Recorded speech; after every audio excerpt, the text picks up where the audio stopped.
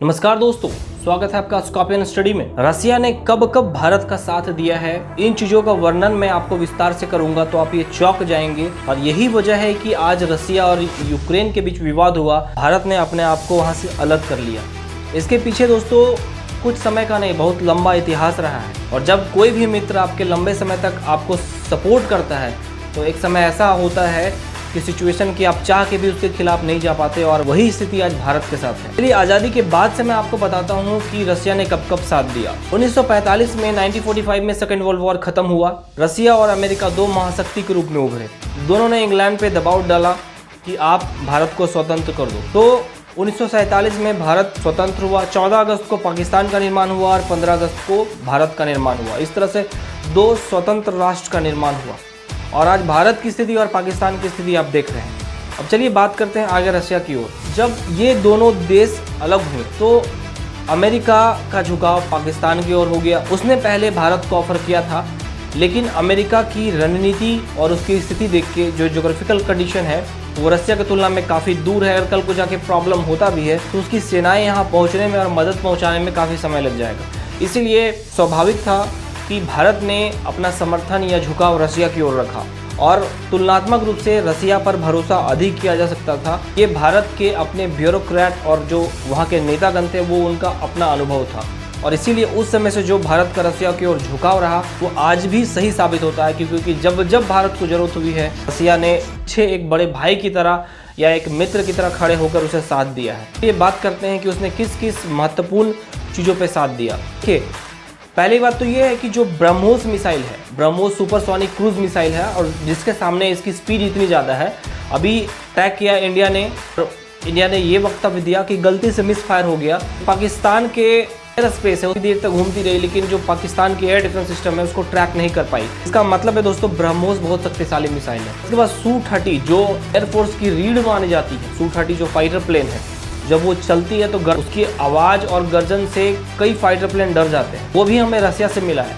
अभी उसके बाद बहुत सारे जो वेपन है वो बन रहे हैं, वो रसिया के सपोर्ट से बन रहे हैं। अभी हाल में ही S-400 जो मिसाइल है जिसकी मारक क्षमता 400 किलोमीटर है, और ये 400 किलोमीटर से 600 किलोमीटर के बीच में पहले ही अपने टारगेट को ये लॉक कर देता है, और ये कभी चूकता नहीं है। इसीलिए S-400 काफ़ी महत्वपूर्ण माना जाता है। ये तो हो गई हथियारों से, और कुछ समय की बात रसिया ने कहाँ कहाँ सपोर्ट किया। देखिए 1947 में जब भारत आज़ाद हुआ तुरंत ही हम लोग आत्मनिर्भर नहीं हो पाए, तो हमारे देश में आबादी की पूर्ति करने के लिए अनाज की कमी महसूस हुई। तो 1965 में अमेरिका से अनाज आया दोस्तों। वो अनाज इतने सड़े गले थे कि वो जानवरों के खाने के लायक। उस समय भारत का विश्वास और टूटा, और जब जब इंडिया और पाकिस्तान का वॉर सामने आया, अमेरिका ने इंडिया को धमकाने की कोशिश की। इवन कि जब 370 आर्टिकल हटाया गया तो बहुत सारे दोस्तों का वक्तव्य आएगा। चाइना ने कुछ क्रिटिसाइज़ किया, पाकिस्तान तो ऑलरेडी आपको पता ही है, लेकिन रसिया ने बोला कि it is a internal matter of India,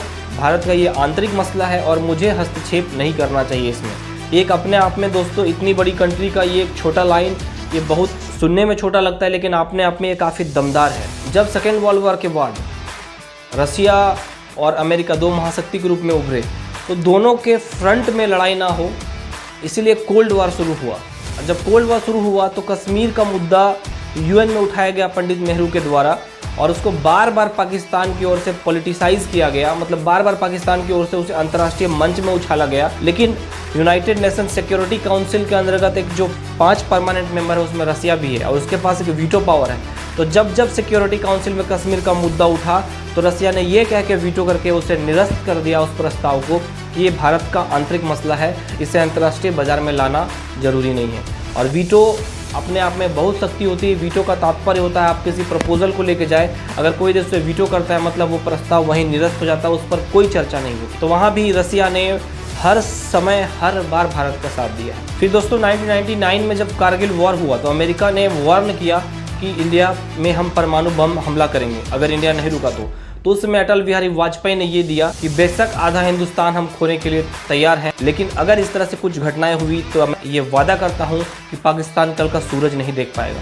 दोस्तों, प्रधानमंत्री के मुख से ये एक अपने आप में बहुत बड़ी बात होती है और एक प्राइम मिनिस्टर को इसी तरह बोल्ड और प्रशासनिक दृष्टिकोण से, राजनीतिक दृष्टिकोण से, सामाजिक दृष्टिकोण से वो एकदम दृढ़ होना चाहिए। और दोस्तों, और 1971 में जब इंडिया पाकिस्तान का वॉर हो रहा था तो उस दौरान में अमेरिका ने इंडिया को धमकाने के लिए अपना 7वां बेड़ा है भारत के खिलाफ भेजा, जो परमाणु संपन्न था और वो इनडायरेक्टली भारत में एक प्रेशर क्रिएट करना चाहता था कि ताकि भारत जल्दी से जल्दी युद्ध विराम को घोषित करे। लेकिन वहाँ पर स्थिति कुछ और थी और बांग्लादेश एक अलग देश का निर्माण होने वाला था पूर्वी पाकिस्तान से। तो भारत के लिए सुअवसर था जो भारत कभी भी नहीं छोड़ना चाहता, और भारत क्या उस जगह पर कोई भी देश होता तो ये छोड़ना नहीं चाहेगा, क्योंकि पूर्वी पाकिस्तान से बांग्लादेश एक अलग देश का निर्माण करना, भारत के राइट साइड का सरदर्द हमेशा के लिए ख़त्म करना था। इसीलिए इंदिरा गांधी पीछे नहीं हटी और अपना बोल्ड स्टेप ली। लेकिन रसिया ने अपना जो जहाजी बेड़ा है वो उसको समर्थन में भेज दिया और जनवरी 1972 तक ये अमेरिकी जहाज जो 7th बड़ा जहाजी बेड़ा था उसके पीछे तब तक लगी रही जब तक कि अमेरिकी का जो बेड़ा वापस नहीं चला गया।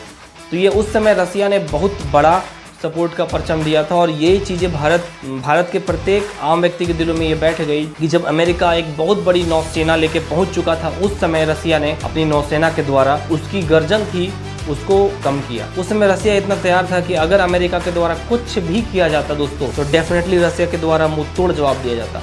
बाद के अध्ययन से कुछ पता चला, जो अमेरिकन नेवी थी जो आई थी उनको भारत पे अटैक करने का कोई इरादा नहीं था, क्योंकि उस समय ऑलरेडी वो वियतनाम के वॉर में उलझे हुए थे। लेकिन फिर भी ये कहा जाता है इंडियन नेवी और जो अमेरिकन नेवी का कन्फ्रंटेशन होता तो डेफिनेटली सिचुएशन बिगड़ सकता था और एक बड़ा युद्ध का रूप ले सकता था। फिर दोस्तों 1998 में जो पोखरण में परमाणु परीक्षण हुआ, इसने पूरा विश्व में तहलका मचा दिया कि भारत ने कैसे गुपचुप तरीके से एक परमाणु संपन्न देश बन गया। और ये अपने आप में भारत के लिए बहुत बड़ी उपलब्धि थी। ये एपीजे अब्दुल कलाम और अटल बिहारी वाजपेयी का जो संयोग था ये अपने आप में बहुत अतुलनीय था।